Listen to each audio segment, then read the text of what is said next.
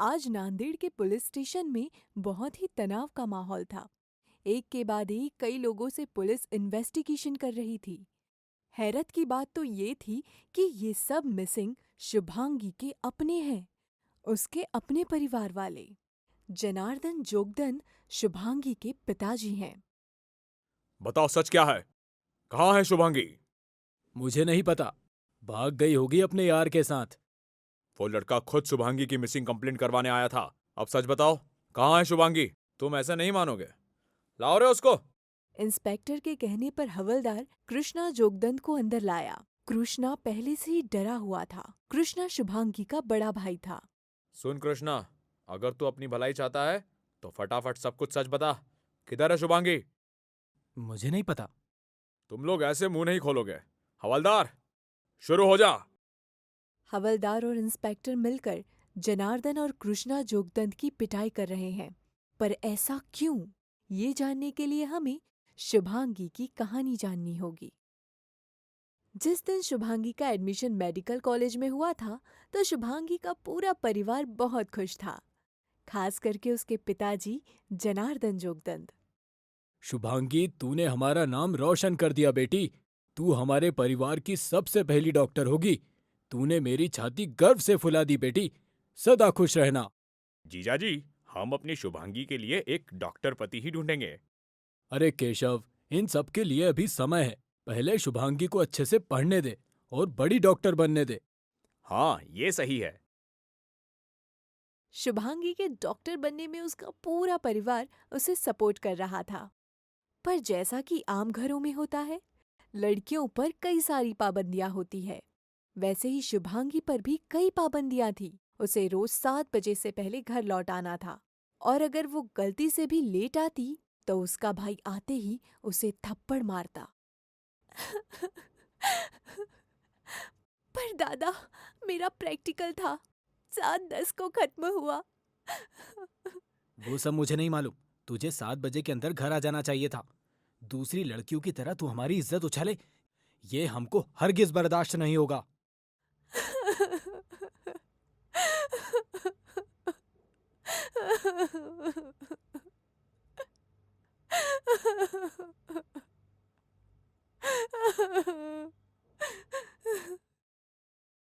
शुभांगी की माँ चाहकर भी उसका साथ नहीं दे सकती थी। अपनी सारी प्रॉब्लम्स शुभांगी अपनी बेस्ट फ्रेंड प्रिया को बताती थी। अब तू ही बता, इसमें मेरी क्या गलती थी? गलती तेरी नहीं है यार, ऐसी पुरानी सोच की है। हमारे परिवार वाले चाहते हैं कि हम डॉक्टर बने, मॉडर्न बने, पर वो हमें मॉडर्न बनने की आज़ादी ही नहीं देते। तू रो मत और छोड़ ये सब, अपनी पढ़ाई पर ध्यान दे। एक बार तू डॉक्टर बन गई ना, तो किसी और शहर में जाकर प्रैक्टिस करना, वो भी फुल आज़ादी के साथ। ठीक है? हाँ, ये आइडिया सही है। प्रिया हमेशा शुभांगी को सपोर्ट करती थी, और प्रिया ने ही शुभांगी को मयूरेश से मिलवाया था। शुभांगी, ये मयूरेश है, हमारे कॉलेज का टॉपर। मयूरेश और शुभांगी ने एक दूसरे को देखा और पहली नज़र में ही एक दूसरे को पसंद कर लिया।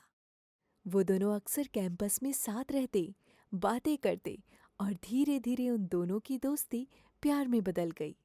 पर ना जाने कैसे ये बात शुभांगी के बड़े भाई कृष्णा को पता चल गई। उसने शुभांगी को घर लौटते ही उसे पीटना शुरू कर दिया। तू कॉलेज पढ़ने जाती है या आशिकी करने? आज तेरी आशिकी का भूत उतारता हूँ। भैया छोड़ दो।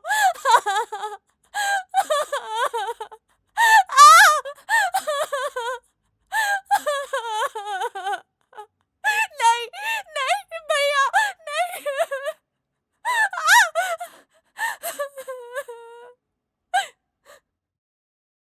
कृष्णा ने शुभांगी को बहुत मारा। शुभांगी रोते रोते अपने पिता के पास गई। बाबा, मयूरेश बहुत अच्छा लड़का है, कॉलेज का टॉपर भी है, वो भी जल्द डॉक्टर बन जाएगा। और बाबा, वो मुझसे शादी भी करेगा। एक बार मेरे लिए उससे मिल लो। जनार्दन ने शुभांगी को एक जोर का तमाचा लगाया। शर्म नहीं आती तुझे? अपने बाप से ऐसे बातें करते हुए? सोचा था डॉक्टर बनकर तू हमारे खानदान का नाम रोशन करेगी, पर तूने तो हमारा नाम मिट्टी में ही मिला दिया। तभी शुभांगी के मामा केशव कदम आए। जीजाजी, जो हो गया उसको बदला नहीं जा सकता। अब हमारी इज्जत बचाने का एक ही रास्ता है। क्या? शुभांगी की शादी अपने पहचान में करा देते हैं। इससे बात दब जाएगी और हमारी इज्जत पर कोई आंच नहीं आएगी।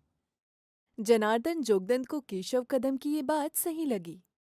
अगले ही दिन शुभांगी को देखने लड़के वाले आए। शुभांगी को न चाहते हुए भी लड़के वालों के सामने सच संवर कर बैठना पड़ा। डॉक्टर बनने वाली शुभांगी लड़के वालों को बहुत पसंद आई और तुरंत रिश्ता तय हो गया। अब शुभांगी का कॉलेज जाना कम हो गया था। अरे प्रिया, शुभांगी कहाँ है? घर पर है। पर क्यों? उसकी फैमिली को तेरे और उसके बारे में पता चल गया। अब लगता है कुछ दिन वो नहीं आएगी। इसलिए वो मेरा फोन नहीं उठा रही है। मैं जाकर उसकी फैमिली से मिलूं क्या? नहीं नहीं यार, बेहतर ये होगा कि हम वेट करते हैं। मामला थोड़ा ठंडा होने दे, फिर तो शुभांगी का हाथ मांगने अपने परिवार के साथ चले जाना। ठीक है, लेकिन तू उससे कांटेक्ट में रह और मुझे भी अपडेट कर। हाँ हाँ, टेंशन मत ले। मयूरेश और प्रिया को लगा था कि कुछ दिनों में मामला ठंडा हो जाएगा, पर ऐसा नहीं हुआ।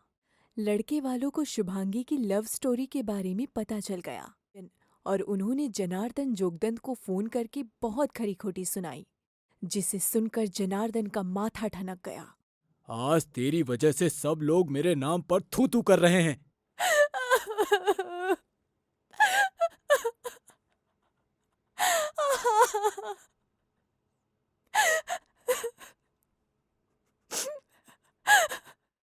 जनार्दन जोगदंड ने गुस्से में शुभांगी का गला दबाया। शुभांगी की मां छुड़वाने की बहुत कोशिश कर रही थी, पर जनार्दन ने तब तक उसे नहीं छोड़ा जब तक वो मर ना गई। शुभांगी, मेरी बेटी।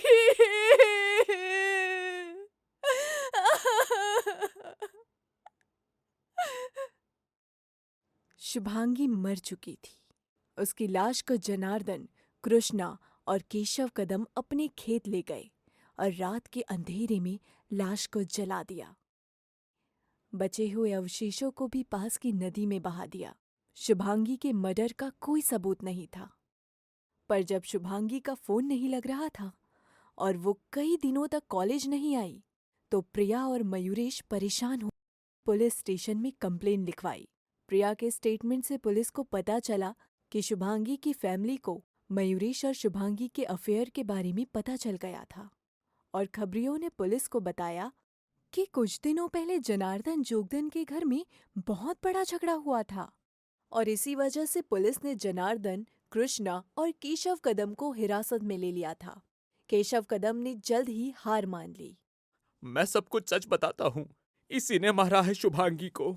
केशव कदम ने कबूल किया कि शुभांगी की हत्या उसके अपने पिताजी जनार्दन जोगदंड ने गला दबाकर की थी और उसकी लाश को ठिकाने लगाने में कृष्णा और वो खुद भी शामिल थे। तीनों के खिलाफ एफआईआर दर्ज की गई। क्या खानदान की इज्जत बेटी की जान से बड़ी थी? यह हत्याकांड बहुत ही दिल दहला देने वाला था। एक पिता ने अपनी इज्जत के लिए अपनी बेटी को गला दबाकर मार दिया। न जाने कब ये समाज इस रूढ़िवादी सोच से ऊपर उठेगा।